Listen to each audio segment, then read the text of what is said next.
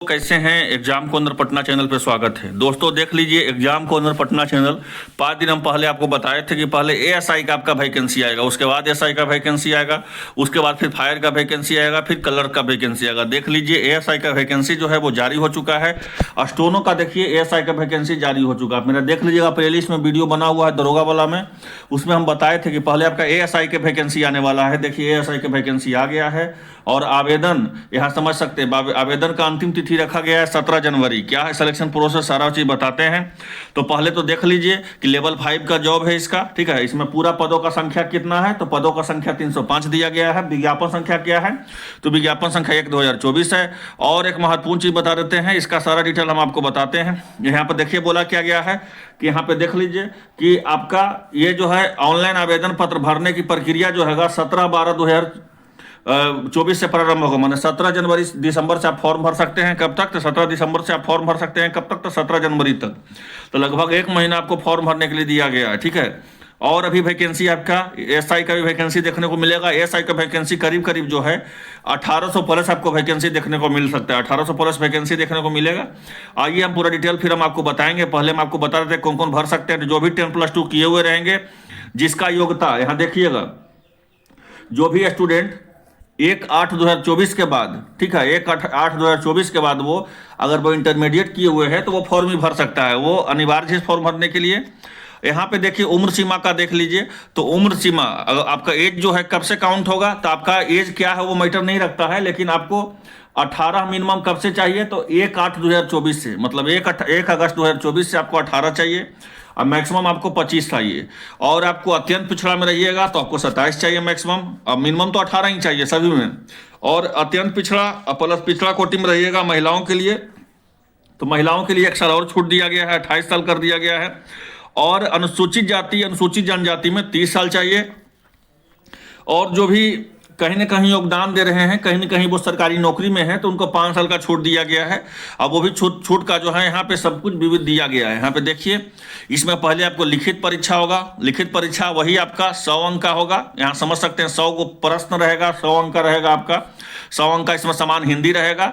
फिर उसमें 30% आपको हिंदी में लाना जो है अनिवार्य है। पहले क्या होगा कि आपको वस्तुनिष्ठ एग्जाम होगा, subject objective exam. Objective exam में 100 अंक के हिंदी में आपको कम से कम 30 नंबर चाहिए। अगर 30 नंबर नहीं लाएंगे तो आपका जो है कॉपी भी चेक नहीं होगा। किसका, तो द्वितीय का। द्वितीय का क्या है, तो द्वितीय में 100 क्वेश्चन होता है। प्रत्येक क्वेश्चन जो होता है वो 2 नंबर का होता है। एक क्वेश्चन 2 नंबर का, तो 100 क्वेश्चन 200 नंबर का हुआ। निगेटिव मार्किंग बहुत कम है, इसका 0.2 है, ठीक है। तो निगेटिव मार्किंग कुछ ज़्यादा नहीं है, यहाँ पे देख सकते हैं। तो अगर चाहते हैं आप इसको निकालना, तो पीटी में आपको पता है कि मात्र 6 गुना रिजल्ट दिया जाता है। यहाँ पे सारा चीज डिटेल यहाँ पे देख लीजिए। तो इसमें टाइप आप ही आपको स्टोनो चाहिए भाई। स्टोनो तो यहाँ पे चाहिए ही चाहिए। देखिए स्टोनो का क्या बोला गया। हम स्टोनो का वैकेंसी के बारे में आज नहीं हम बताए थे, जिसमें बिहार विधानसभा का फॉर्म आ रहा था, बिहार विधान परिषद का, बिहार विधानसभा, उसी से हम बताए थे कि एएसआई का सबसे पहले बहाली आएगा। एएसआई का देखिए बहाली आ गया। यहाँ पे देख लीजिए हिंदी जो है श्रुति लेखन में कम से कम 80 वर्ड पर मिनट चाहिए आपको। यहाँ पे सारा दिया हुआ है, 20 मिनट समय दिया जाएगा। और टंकन जो है टाइपिंग चाहिए 30 वर्ड पर मिनट। यहाँ पे देख लीजिए 300 शब्द में 10-10 मिनट का कुछ समय यहाँ पे दिया जाएगा। तो ये है, अगर आप इसको चाहते हैं फॉर्म भरने के लिए, तो इससे बढ़िया मौका आपको नहीं मिलेगा। कंप्यूटर का तो ज्ञान होना ही चाहिए, क्योंकि इसमें एएसआई का स्टोनो का है, तो MS Excel, MS Word, MS PowerPoint ये सब आना चाहिए आपको। और आपका यहाँ पे एक ध्यान चीज समझ देना है कि आपका अंतिम जो आपका है, आपका जो है मेरिट लिस्ट कैसे बनेगा। बोला गया है कि उपयुक्त पदों के नियुक्ति हेतु चयन के लिए अंतिम रूप से सफल उम्मीदवारों अभ्यर्थी का मेगा सूची लिखित परीक्षा के प्राप्त के आधार पर होगा। तो यहाँ पर समझ लीजिए जो लिखित परीक्षा उसी के आधार पर जो है आपका क्या बनेगा, तो आपका मेरिट बनेगा। और आरक्षण का कोटीदार होगा ही। लिखित में परीक्षा में 2 या 2 से अधिक अभ्यर्थी को समान अंक प्राप्त करने की दशा में मेघा सूची उसके स्थान पर अवधारण की जन्मतिथि के आधार पर किया जाएगा। और उम्र में वरीय अभ्यर्थी मेघा सूची क्रम में ऊपर रहेंगे। समान अंक प्राप्त करने एवं समान जन्मतिथि या 2 या 2 से अधिक अभ्यर्थी की दशा में मेघा सूची के स्थान पर निर्धारण हेतु शैक्षणिक योग्यता के आधार पर अवधारित किया जाएगा। और जो है यहाँ पे देख लीजिए आपका मेरिट है, तो मेरिट का मतलब क्या हुआ, तो आपका मेंस का ही जो आपका पेपर रहेगा उसी के आधार पर जो आपका मेरिट बनेगा। लेकिन हाँ, जिसको आरक्षण का जो लाभ है उसको मिलेगा, उसके बारे में बताया गया कि आरक्षण का लाभ आपको मिलेगा। तो ये है, अगर आप चाहते, देखिए न्यूनतम तो दिया हुआ रहता है कि 32% चाहिए, 36% चाहिए, लेकिन इतना नंबर में किसी का होता नहीं है, आपको ये हकीकत बात है।